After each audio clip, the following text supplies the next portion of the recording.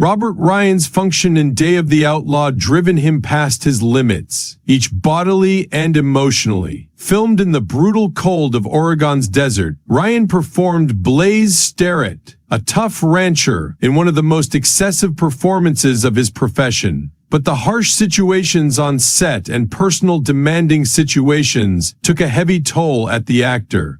What seemed like every other gritty Western became a life-converting experience that might go away a long-lasting impact. How did this movie price him the whole thing? Robert Ryan's existence was an adventure long earlier than he ever set foot in front of a camera. Born in Chicago in 1909, Ryan grew up in a conventional Catholic family. He wasn't the kind of kid to just sit down round. He turned into continually at the pass. He had strength and a type of willpower that would later define his profession. In his early days, he went through existence like a person searching for reason, not sure where he belonged, but inclined to attempt anything to discover. And try he did. Ranch paintings, even stoking the fires on a deliver that took him to faraway places like Africa. It became a life full of grit, sweat, and tough hard work.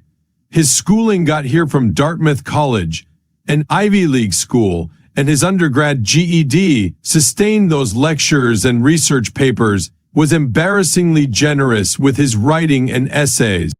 You might picture the place as complete of books and critical students. However, for Ryan, his cognizance wasn't simply on lecturers. He was a force inside the ring, maintaining the heavyweight boxing title for all 4 years of his time there. It changed into a way to channel his stressed power and test himself in ways that analyzing couldn't.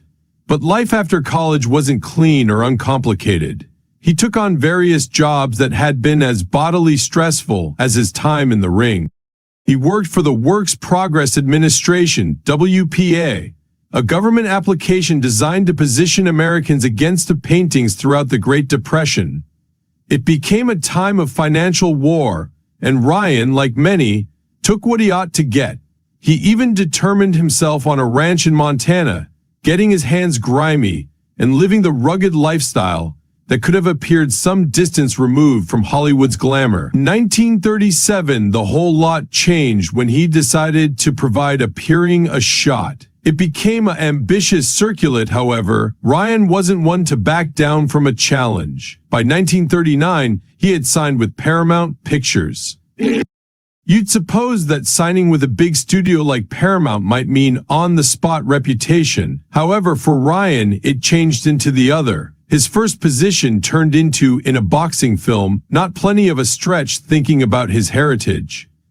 But it wasn't sufficient to affect everybody. Paramount gave him 2 more small components in westerns, Northwest Mounted Police and Texas Rangers Ride Again. In each movie must squint to catch a glimpse of him, and that was if you failed to blink. One function had him playing a Mountie, and the opposite an uncredited citizen with a pencil-skinny mustache. It was a begin, but barely. Despite those small roles, Ryan wasn't about to give up. Hollywood became a difficult enterprise, and he knew that achievement would not come in a single day. He took his skills to Broadway, hoping that the degree would possibly deliver him the spoil he was looking for. And in a way, it did. While his time in New York failed to make him a household call, it caught the attention of folks that ought to help push his career ahead. By 1943, Ryan had moved to RKO Pictures, a studio regarded for its gritty movies and noirs. His time there was marked by means of a regular rise in stature, starting with a position in The Sky's the Limit, wherein he played a friend to Fred Astaire. This turned into a different sort of role, one that allowed him to reveal a piece greater of his variety. But it wasn't until he starred opposite Ginger Rogers in Tender Comrade that people actually began to take note. Directed by means of Edward Dmytryk, the movie turned into a hit, and Ryan's famous person energy was officially at the upward thrust. However, simply as matters had been heating up in Hollywood, World War II intervened. Like many young guys of his time, Ryan enlisted within the Navy.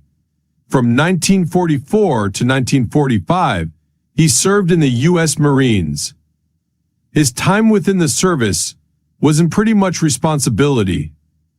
In August 1945, his ship was put at risk of exploding, and additionally allowed him to shape lifelong friendships, which includes with Richard Brooks, a creator and director who could emerge as a key figure in Ryan's lifestyles and profession. It became also at some point of this period that Ryan took up portrait, a quiet hobby that could work surprising for someone so rugged on the outside. After the conflict, Ryan back to appearing, and this time he discovered himself in greater huge roles. In jail, in 1947, he was given his first real taste of the Western style with Trail Street, playing opposite Randolph Scott. It wasn't a flashy role, even though his manor woman Alan Harper was a good-hearted capitalist, assisting Kansas farmers combat against greedy ranchers. It was an average story of the time, with Ryan playing the nobleman in a sea of trouble. But something became lacking. Ryan changed into too extreme, too complex to play a bouncer, immediately upright guy. That identical year, Ryan had his huge step forward, but now not in a Western. It came in Crossfire, any other collaboration with director Edward Dmytryk. The film became a noir thriller, and Ryan performed an anti-Semitic killer, a role so chilling and impactful that it earned him an Academy Award nomination for Best Supporting Actor. Crossfire turned into a jealousy, and it opened new doorways for Ryan. But now, not always those he became, looking ahead to, and a long-awaited and unexpected death. End quote. As popular as this film was among fans of the door, instead of main men roles in mainstream films, he determined himself greater, often cast as a villain, a position he played with sudden intensity and ability. However, the Westerns kept coming. In 1948, he reunited with Randolph Scott for Return of the Bad Men. This time, although Ryan was gambling the Sundance Kid, a mile's cry from his previous do-gooder role, the movie assembled a lineup of outlaws, from the Dalton brothers to Billy the Kid. But it changed into Ryan's portrayal of Sundance that stole the display. He became ruthless, cold, and calculating. In just half an hour of display screen time, he controlled to homicide an unarmed Indian, strangle a blonde heroine, and shoot a companion within the return. It was darkish, unsettling, and wholly captivating. For the first time, Ryan's full capacity as a Western villain changed into his on display. From then on, Ryan had become regarded for his roles as guys who straddled the road between proper and evil, or truly selected the incorrect side altogether. His subsequent westerns, Best of the Bad Men in 1951, became a chunk of a step again, as he again to gambling a hard but first-rate man. The film had a stacked solid, with Robert Preston, Walter Brennan, and Bruce Cabot among others. But it wasn't a standout in Ryan's profession. The plot was tangled. It's free, Adult Swim, and Ryan's appropriate man character did not have the identical chunk as his darker roles. Things picked up once more when he starred in Horizons West the following year. Directed by using Bud Bedecker, the film cast Ryan as Dan Hammond, a villain who dreams of building an empire at any price. Ryan dominated the display screen with an intensity that overshadowed even massive names like Rock Hudson and James Arness.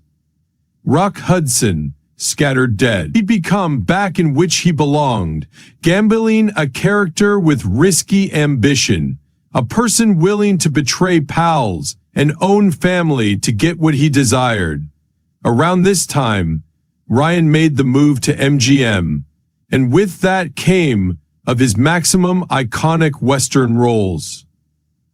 In 2000, Ryan made the move to MGM, and with that came of his maximum iconic Western roles. Cobb become ultimately a unhappiness. The script turned into Vulnerable, and the film had a cheap 1970s experience that failed to pretty seize the spirit of the classic Westerns Ryan was regarded for. He performed a washed-up local marshal, and whilst his performance became stable, it became